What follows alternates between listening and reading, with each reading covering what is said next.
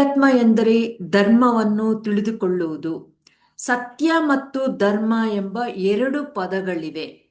ಸತ್ಯ ತಿಳಿದರೆ ಧರ್ಮ ತಿಳಿಯುತ್ತದೆ.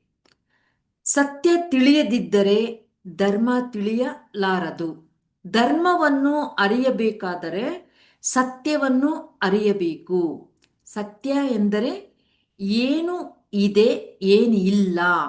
ಧರ್ಮ ಎಂದರೆ ಏನು ಮಾಡಬೇಕು, ಏನು ಮಾಡಬಾರದು. ಸತ್ಯಂ ವದ ಧರ್ಮಂ ಚರ ಎಂದು ಹೇಳುತ್ತಾರೆ. ಸತ್ಯವನ್ನು ನುಡಿಯಬೇಕು, ಧರ್ಮವನ್ನು ಪಾಲಿಸಬೇಕು. What is satyam? What is dharmam? What is truth? What is righteousness? Dharma is righteousness. ಯಾವುದು ಸರಿ, ಯಾವುದು ತಪ್ಪು ಎಂದು ಹೇಳುವುದೇ ಧರ್ಮ.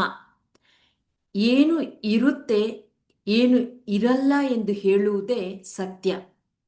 ಆತ್ಮವಿದೆ ಎಂದು ಸತ್ಯ ಹೇಳುತ್ತದೆ. ಆತ್ಮವು ಅಸ್ತಿತ್ವದಲ್ಲಿಲ್ಲ ಎಂದು ಸುಳ್ಳು ಹೇಳುತ್ತದೆ. ಕಾಣುತ್ತಿಲ್ಲ, ಹಾಗಾಗಿ ಇಲ್ಲ ಎಂದು ಹೇಳುತ್ತದೆ. ಆದರೆ ಸತ್ಯ ಏನೆಂದರೆ ಈ ಕಣ್ಣುಗಳಿಗೆ ಕಾಣದ ಆತ್ಮವಿದೆ ಎಂದು ಹೇಳುತ್ತದೆ. ನಿಮ್ಮ ಕಣ್ಣುಗಳಿಗೆ ಕಾಣಿಸದ ಶಕ್ತಿ ಇದೆ ಎಂದು ಹೇಳುತ್ತದೆ. ಶಕ್ತಿಯು ನಿಮ್ಮ ಕಣ್ಣುಗಳಿಗೆ ಕಾಣಿಸುವುದಿಲ್ಲ.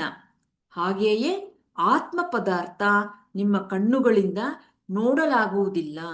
ಇದೇ ಸತ್ಯ, ಇದೇ ಆಧ್ಯಾತ್ಮ.